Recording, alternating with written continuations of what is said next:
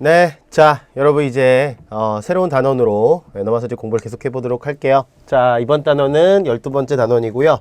예, 화학 반응 속도론에 대한 얘기네요. 여러분들 교재는 572쪽부터 내용을 이제 쭉 하시면 이제 돼요. 자, 일단 이제 우리가 속도 배우고요. 다음 단원에 가면 이제 평형을 배워요. 근데 이제 속도하고 평형은 그렇게까지 막 연결할 만한 어떤 연결고리가 아주 심각하게 많은 건 아닌데, 정반응 속도와 역반응 속도 같을 때 평형이라고 하기 때문에 이제 먼저 속도를 배우고 평형을 배워요. 그리고 평형의 관점에서는 사실은 열화학에 대한 내용들이 훨씬 더 중요하게 다뤄질 거예요. 본인으로 생각하시면 되고요. 이제 반응 속도라고 하는 것은 여러분들 이제 이런 거죠. 얼마나 반응이 빠르게 진행할 것이냐.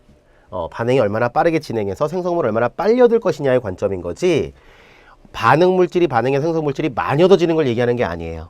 아시겠죠? 선생님, 빨리 반응하면 많이 만들어지지 않나요? 그거는 어느 시점에서 얘기하는 거고, 결론적으로 반응이 완결되었을 때는 만약에 뭐 100% 반응이 일어난다고 전제한다면 결국 생성물의 양은 똑같이 나와요. 그리고 뭐 평형 상태 도달한다고 할지라도 마찬가지겠죠. 어쨌든 화학 반응 속도라고 하는 것은 얼마나 반응이 빠르게 일어날 것인지 어떤 시간적인 개념이 들어가야 된다는 얘기예요. 우리가 빠르다 느리다는 시간적 개념이 들어가잖아요. 그래서 이제 화학 반응 속도론에 대해서 쭉 정리를 할 거고요. 이제 속도에 대한 표현 방법, 그리고 속도에 영향을 주는 요인들, 그리고 이제 아레니우스식, 사실 그게 제일 중요하거든요. 이번 단원에서는 이제 그런 내용들 정리를 하시면 되고, 이제 우리가 속도식을 이제 해결하는 방법들, 뭐 속도 결정하는 방법도 이런 것들이 있거든요. 그런 내용들도 하나씩 볼 거예요. 자, 먼저 반응 속도에 대한 얘기를 먼저 보는데, 저는 이제 12.1, 10.6 같이 한번 해볼게요.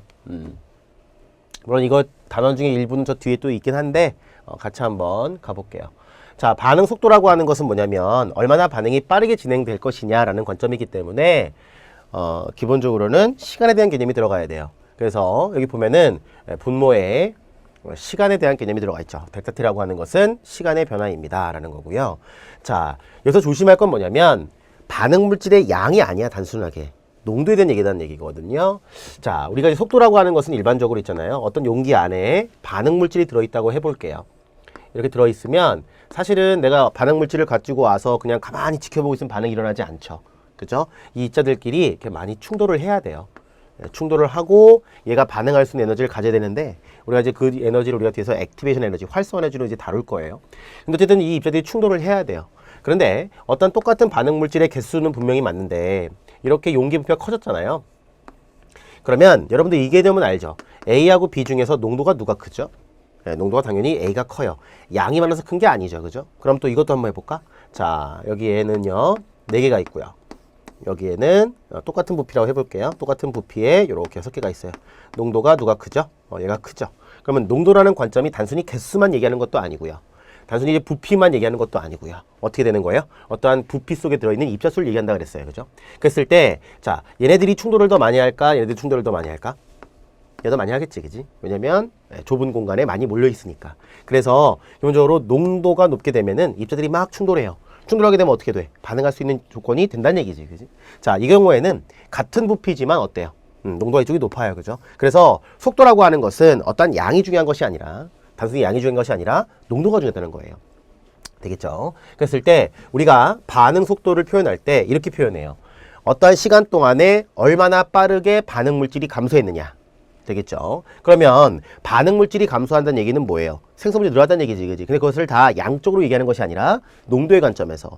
그러면 처음에 출발할 때 입자의 개수가 똑같다 할지라도 농도 조건이 다르면, 즉 서로 다른 부피 속에 담아놨다면 속도는 당연히 달라진다는 얘기예요. 아시겠죠? 자, 반응 속도라고 하는 것은 자, 시간분의 반응 농도 변화인데, 자, 우리가 반응 물질의 농도는요 어떻게 되죠? 시간이 지남에 따라서 감소하게 되죠. 그쵸? 자, 생성물의 농도는 어떻게 돼요? 생성물의 농도는 증가하게 되죠. 그쵸? 그래서 반응 물질의 농도는 감소하고 생성물 농도는 증가하게 돼요. 그러면 속도를 표현할 때 사실은 마이너스 이런 개념은 사실 웃기잖아, 조금.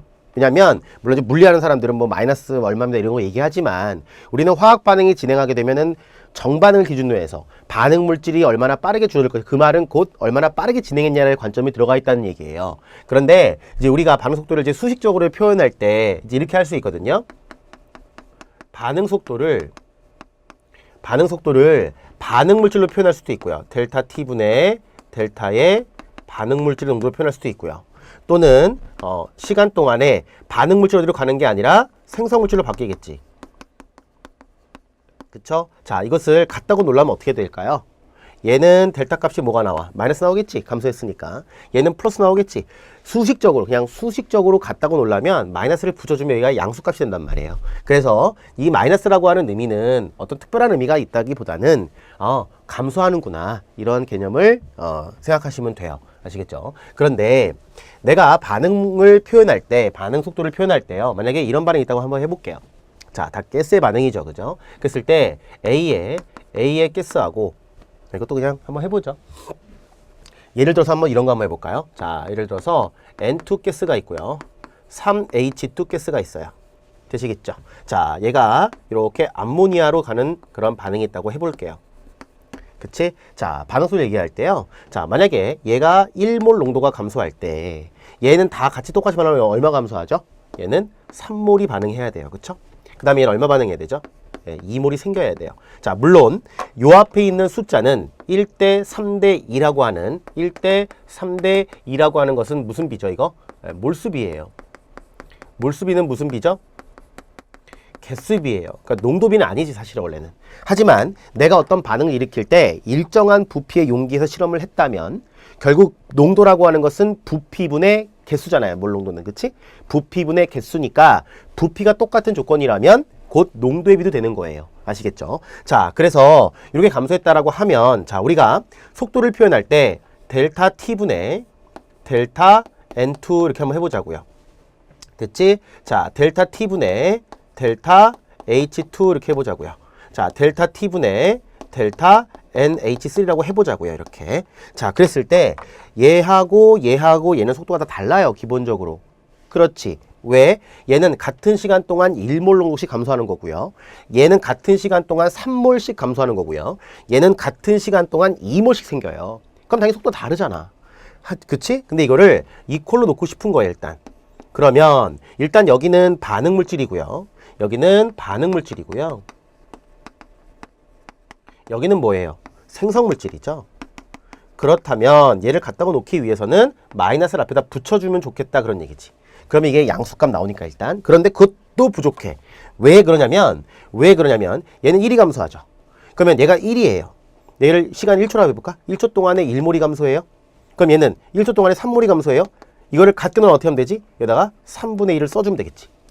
그쵸? 그래서 뭐냐면 요 앞에 있는 개수의 역수를 갖다가 곱하면 돼요. 그러면 같아진다는 얘기야. 하지만 조심할 건 뭐냐면 질소에 대해서의 반응속도는 얘고요. 수소에 대한 반응속도는 얘가 아니고 얘예요. 아시겠죠? 그래서 만약에 수소에 대한 반응속도를 알았어 내가. 그런데 질소에 대해서 반응속도를 구하라 그러면 이 반응속도의 3분의 1에 해당하는 값이 질소에 대한 반응속도다 그런 얘기예요. 아시겠죠? 그럼 여기 어떻게 쓰면 돼요? 2분의 1 쓰면 돼요. 그것을 일반적으로 표현한 것을 이렇게 표현한 거예요. 아시겠죠? 자, 그 다음에 두 번째에서 잡아야 될 관점이 어떤 거냐면 반응 속도를 표현할 때는요. 항상 기체 상태이거나 아니면 수용 상태만 얘기할 수 있어요. 되시겠죠? 순수한 액체 같은 경우에는 농도가 너무 크기 때문에 개념을 포함시키지 않아요. 특히 용매 같은 경우에는 속도식에 표현시키지 않죠.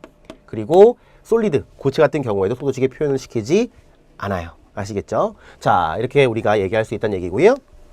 자, 우리가 반응 속도를 언급할 때요. 자, 이런 게 있어요. 평균 반응 속도가 있고요.